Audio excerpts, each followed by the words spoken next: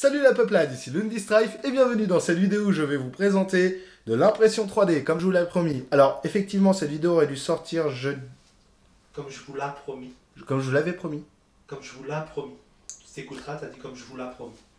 Ouais. Si tu m'as fait foirer mon introduction juste pour ça alors que je suis sûr que j'ai dit la veille. Revoyons l'action au magnétoscope, Thierry.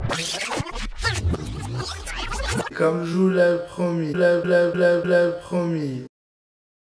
J'aurais dû la sortir jeudi, mais jeudi j'ai reçu le colis. Alors j'aurais pu la sortir vendredi, mais j'ai eu des aléas qui ont fait que j'ai pas pu tourner. J'aurais pu la sortir samedi, ce qui est très bizarre parce qu'en fait je tourne samedi. Bref, j'aurais pu la sortir samedi, mais je voulais pas la bâcler, c'est pour ça que vous l'avez ce dimanche. Sans plus tarder, passons tout de suite aux impressions 3D. C'est parti. C'est en panne. Ah bah quand même. Je me demandais. C'est ça. Et alors vous allez me dire, mais qu'est-ce que c'est que ça? Eh bien tout simplement c'est pour tenir mon micro. Comme vous pouvez le voir derrière moi, je suis passé à un triple screen et par conséquent le micro qui était posé ici me gênait avec l'écran de droite. Et donc j'ai décidé de trouver une solution pour tenir mon micro sans avoir besoin d'avoir un bras qui pend de partout. Et comme j'utilise un bras unique pour tenir les trois écrans, j'ai décidé d'utiliser le tube de ce bras pour pouvoir créer une extension qui permettrait de tenir mon micro. Alors comment ça fonctionne? Eh bien tout simplement j'ai ce truc là qui permet de tenir le micro.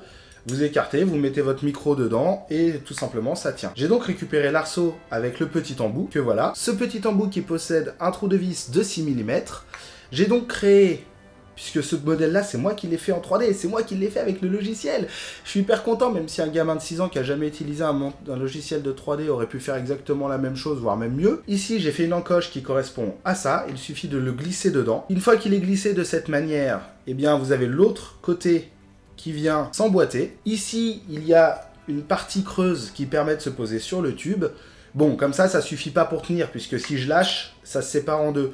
Par conséquent, j'utilise des vis, très exactement 3, une de chaque côté pour pouvoir le maintenir, et une en dessous pour pouvoir empêcher ça de sortir, tout simplement. Et voilà le produit vissé, avec la vis à l'intérieur, deux vis sur les côtés, ce qui permet de bien tenir le produit en lui-même. Alors, je vous mettrai le temps d'impression du produit juste ici, parce que je ne l'ai plus en tête, et ça permet comme ça de tenir mon Spider. Par conséquent, ça me permet d'avoir mon micro au-dessus de mes écrans. Bon, ça y est, mon micro il tient tout seul. Ensuite, il y a ça. Ce produit a été designé spécialement par la personne qui m'a imprimé les 3 produits en 3D, Printit de son pseudo, et ce truc-là a été fait spécialement pour mon casque, et surtout pour se fixer sur mon bureau. En effet, comme j'ai une plaque en bois sur le bureau, je m'en moque de faire des trous dedans, ça ne me dérange pas.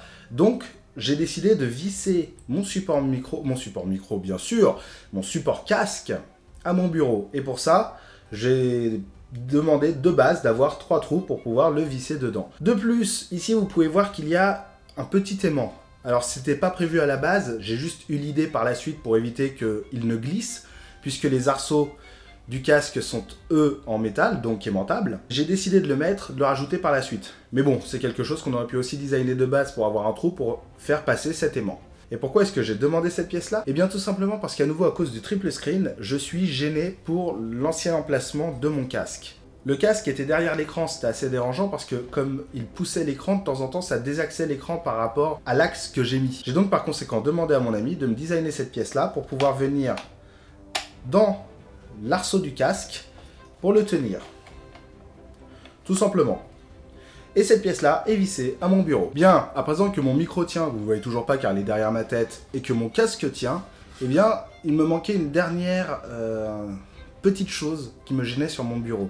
Comme j'essaye de le faire le plus épuré possible, malgré le fait que j'adore les câbles, et j'ai été gêné du fait que j'utilise 2 souris. Une souris qui me sert pour le travail, entre guillemets, et une souris pour les jeux vidéo. Et j'ai donc demandé à Printit de me faire une dernière pièce. Une pièce qui me permettrait de pouvoir tenir ma souris, mais pas que, de pouvoir aussi tenir le câble de la souris, ce qu'on appelle un bungee. Pour ceux qui l'ignorent, un bungee, bah, c'est ça, ou c'est ça. Et ça permet comme ça de pouvoir tenir le câble de votre souris légèrement en hauteur, ce qui évite qu'il accroche sur quelque chose dans le bureau. Et c'est une partie de ce dont j'avais besoin. Par conséquent, il m'a designé un porte-souris avec bungee intégré.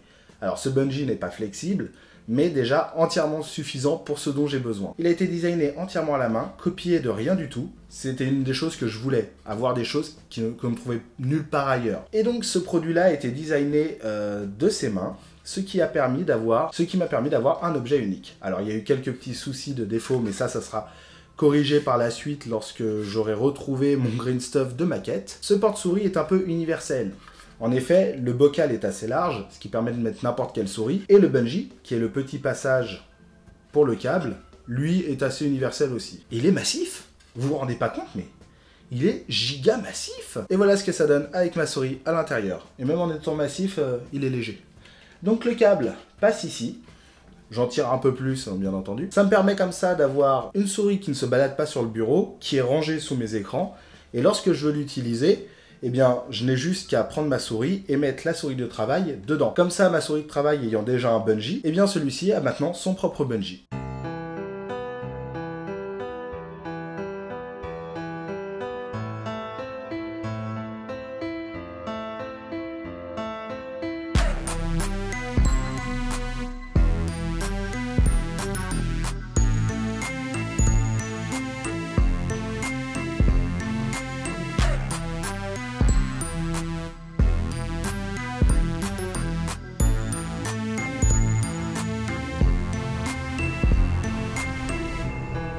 Centre de commande, ici Master Chief. Pour l'instant, ils ne m'ont pas repéré. Cela fait quelques jours déjà que j'ai infiltré le rang des assassins, et ils ne se doutent de rien. L'humanité sera bientôt asservie.